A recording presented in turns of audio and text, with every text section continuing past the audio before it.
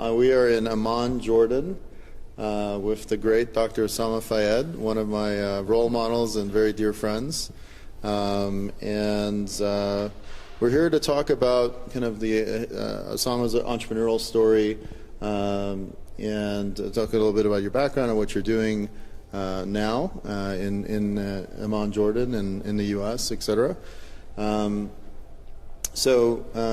I'd like to kind of start with asking a little bit about your background and where you started. I understand you did one of the first PhDs in data mining from University of Michigan back in 1991. It was a pretty important PhD. Could you explain a little bit about that in the background? Yeah, I mean, I started out really in the science world, pretty much doing. I did a couple of bachelors in engineering and a master's in math and a master's in computer science, and then finally a PhD in computer science. And I happened to be working in the area of artificial intelligence, machine learning, and focused on the area back then. This is I finished my PhD in '91. This was focusing on dealing with very large data sets and making algorithms work fast. And it happened to be that my thesis was sort of one of the first PhD theses to come out in that new emerging area at the time that was called data mining. Right. And shortly afterwards we sort of formed the international conference on the topic, and now it's a big area of study known Absolutely. as data mining and knowledge discovery. Right. Yes. And that helped spawn quite a lot of entrepreneurial ventures. And one of the first companies you started was Digimine, Yes. Which you ultimately sold. Could you tell our audience a little bit about that story, how you started the company? And so after the PhD, I spent 7 years at JPL, Jet Propulsion Lab in Pasadena, California, in NASA, working on analysis of massive data sets, finding volcanoes on Venus from the Magellan data set, and working with astronomers at Caltech in identifying sky objects that are too faint for people to understand. Right. And there I learned a serious lesson about the power of these data mining and machine learning algorithms, in that even if you have very dedicated specialists, people who can spend their whole life studying a data set, these algorithms were able to solve problems they couldn't solve. And in fact, I'm actually published in astronomy. I probably have something like 15, 20 papers in astronomy. Wow. And I don't know much about astronomy other than I help these guys find high redshift quasars and new large structure in the universe and so forth. Your nickname is Carl Sagan? Is it? No. But in '95, Microsoft came knocking, and at the time I had no interest in joining Microsoft, but they basically asked the question that, hey, if your algorithms could help these very dedicated guys with data analysis, Absolutely. what do you think is happening in the business world, where they don't have anywhere near, nobody can afford to spend their lifetime studying one data set in business. And that sort of opened up my eyes, and I spent a few years at Microsoft migrating these algorithms to databases. So I was in Microsoft Research and transitioned to Microsoft SQL Server, which is their server division, Right. embedding data mining algorithms inside the database engine. At that time, this was '99, the entrepreneurial, after 5 years at Microsoft, I started, feeling like I'm being left out of the scene down in Silicon Valley and so forth. Startups were hot. It was the internet boom. It's infectious. Yes, and we wanted to do, it was myself and two other co-founders. Were they at Microsoft as well? They were also at Microsoft. Basil Oj, who was doing data warehousing and commerce server, Okay. and Nick Besbius, who was in charge of marketing Right. for MSN. Okay. So it was a nice combination where we said, you know what, nobody's understanding what's going on the web. Why don't we do web analytics taken to the next level, where we collect the data and we use it for targeting, and we do data mining in a hosted model. That was an ASP model. And we started a company called Digimine, which at the time we figured our customers are going to be the second tier companies, because the Fortune 500 probably have their own teams and so forth. Right. Like all entrepreneurs, we were wrong.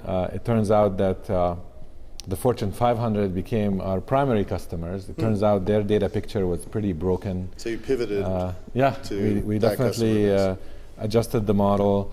And that was the time when, still, Google still had no business model, and people were still trying to figure out what to do on the internet, and people were trying to understand how to put online data with offline data.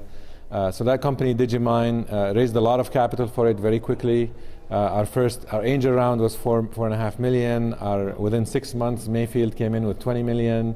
Within another year, even after the internet bust, More Davidow came in with another 20 million.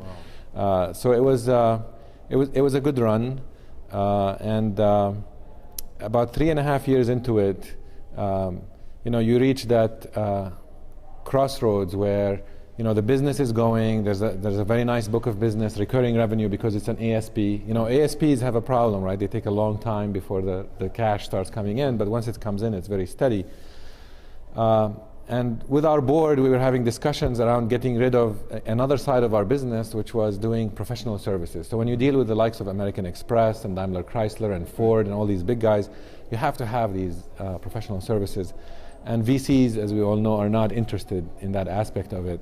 So that presented an opportunity to bring in another CEO to sort of keep Digimine, or Revenue Science at the time, going in the same direction that we put it on, while I had a chance to take that other business and spin it off immediately into a business that had a book of business with the top companies in the world, solving some of the hard data mining problems.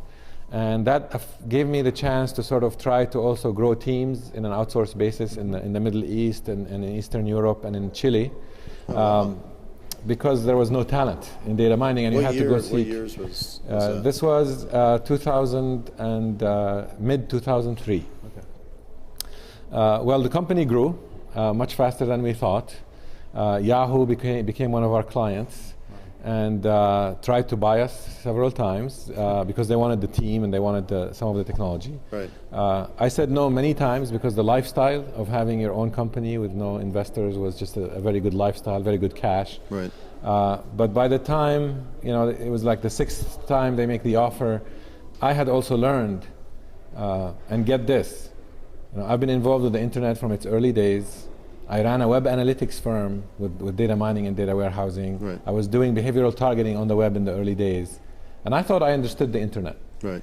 Getting that exposure through Yahoo opened my eyes up that there are so many other problems, deeper problems. Right. Like with these social network phenomena, what makes something grow, what makes it shrink, what makes it die. Search, I still consider search to this day in its infantile steps. Right.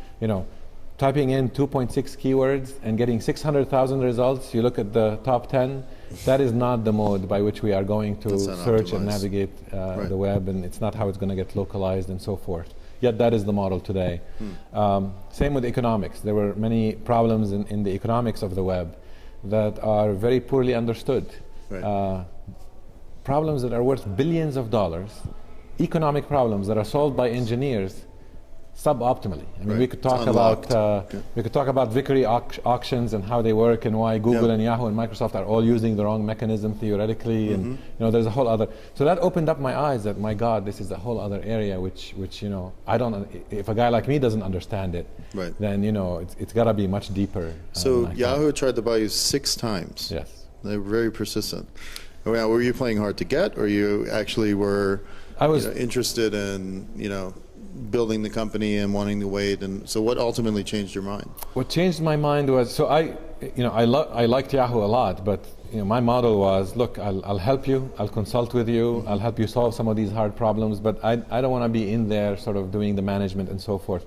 What changed my mind was, and life when you're running your own company is beautiful, right? So you really don't. What changed my mind was that realization that these fundamental problems that are worth billions of dollars are going unsolved or solved in solutions that are way suboptimal for problems that are worth, search is a $75 billion business today, right?